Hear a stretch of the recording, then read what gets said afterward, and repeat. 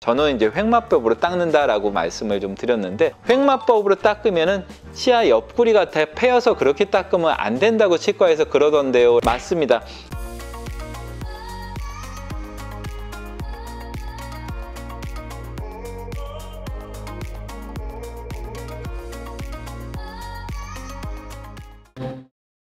자, 안녕하세요. 환자 중심의 진료 철학을 실천하는 강북예치과병원의 이상수입니다. 제가 올렸던 그 동영상 중에서 양치법이 굉장히 많은 분들이 봐주셨어요. 그래서 지금까지 거의 한 170만 명 정도, 정말 저도 이렇게 얼떨떨할 정도로 이렇게 많이 봐주셔갖고 그 부분에서 대해서 되게 그 이후에도 많이 물어보시는 분들이 많더라고요. 그래서 사실 양치법이라는 거는 우리가 알고 있는 것보다 상당히 종류가 많습니다. 제가 이제 오늘 요거를 하기 위해서 대충 좀 생각해보니까 한 7가지 정도 방법이 좀 나오더라고요. 그래서 제가 오늘은 그거 한 가지씩 한번 좀 설명을 좀 드려볼까 그럽니다. 양치법을 제가 이렇게 나눠보니까 크게 한 3가지 정도로 좀 나눌 수가 있을 것 같습니다. 첫 번째 방법은 칫솔모를 잇몸 있는 쪽에서 대고 시작하는 방법이 있을 수가 있고요. 두 번째 방법은 칫솔모를 치아에 있는 쪽으로 이렇게 45도 정도로 대고 닦는 방법이 있습니다. 그리고 마지막 세 번째로는 칫솔모를 수평으로 대고 닦는 방법이 있어요.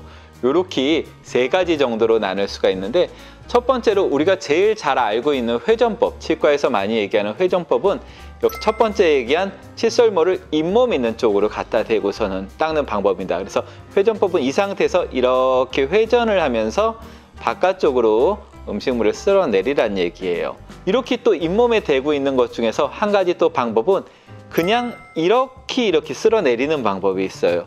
마치 비질을 하듯이 쓸어내리는 방법이 있는데, 이게 스틸만법이라고 이야기를 하는 방법입니다. 그래서 비질하듯이 그냥 닦아낸다라는 거 생각을 하시면 되고요. 그 다음에 제가 쓰는 방법 중에 지난번 동영상에 잠깐 나왔던 진동을 주라고 얘기했던 방법, 대고서는 이렇게 진동을 주면서 또 옮겨서 진동을 주면서 닦는 방법이 있습니다. 이걸 바스법이라고 이야기를 해요. 바스법 같은 경우에는 잇몸이 안 좋은 사람들한테 굉장히 좋은 효과를 보여주는 칫솔 방법이 있고요. 자, 두 번째로 칫솔모를 치아에 있는 쪽으로 이렇게 45도로 대고 닦는 방법이 있다고 말씀을 좀 드렸죠. 이 대표적인 게 차터스법이라는 게 있어요. 차터스법이라는 거는 칫솔모를 이 사이에다 대고서는 이렇게 진동을 주거나 아니면 이렇게 좀 넣으면서 좀 닦는 방법이에요.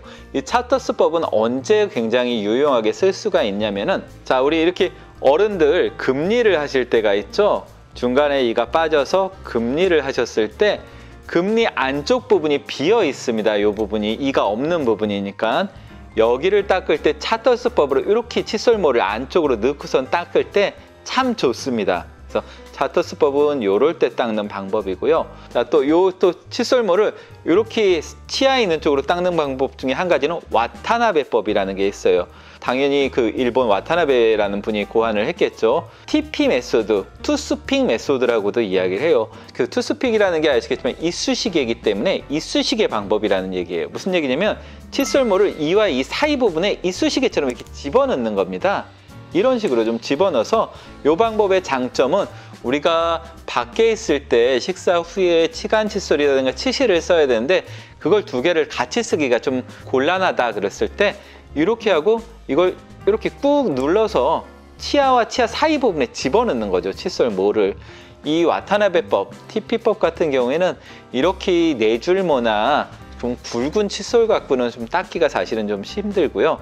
요게 이렇게 2줄만 되어 있는 2줄모나 1줄만 되어 있는 1줄모를 좀 사용을 할 때 좀 좋습니다. 그래서 그런 것들은 근데 사실 쉽게 구하기가 조금 어렵습니다. 그래서 치과에 있는 데도 있지만 없는 데가 더 많고, 보통은 인터넷 같은 데서 2줄모 또는 1줄모 이런 걸 구입해서 사용을 하시면 되세요.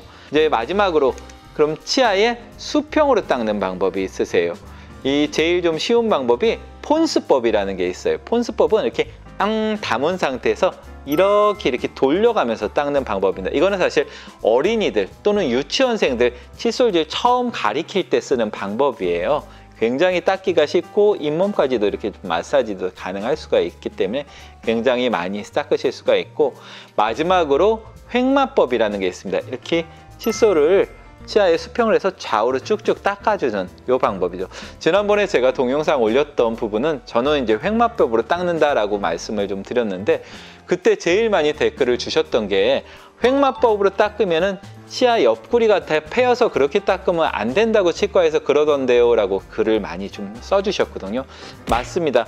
횡마법으로 닦았을 때 이 치아에 뿌리 있는 부분들을 자극을 주게 되면은, 너무 많이 닦게 되면은 치아의 뿌리 부분 쪽이 닳기 때문에 그렇게나 쓰면 안 된다라고 얘기를 했는데, 제가 지금 7가지 방법을 소개를 해드렸는데 이거를 한 가지만 쓰는 거는 아닙니다. 섞어서 쓰게 돼요, 대부분의 경우는. 그래서 저 같은 경우에도 치아의 그 몸체에 있는 부분들은, 머리 있는 부분들은 횡마법으로 닦고, 치아에 뿌리 있는 부분은 바스법으로 닦습니다. 저도 나이가 있다 보니까 중년 좀 접어 들어가고 그러다 보니까 잇몸이 안 좋아지기 때문에 잇몸이 안 좋은 바스법을 닦고요. 저는 보철물은 없지만 만약에 제가 아래쪽에 브릿지를 하고 있었다면, 아까 보셨던 금리 같은 걸 하고 있었다면 거기는 아마 차터스법으로 제가 닦았을 거예요. 칫솔모를 세워서 이런 식으로 좀 닦았을 거고, 아니면은 제가 밖에 있어서 밥을 먹은 다음에 이를 닦고 치실이나 치간 칫솔 쓸 틈이 없다, 시간도 없고 갖고 있지도 않다, 그러면 그런 부분들은 제가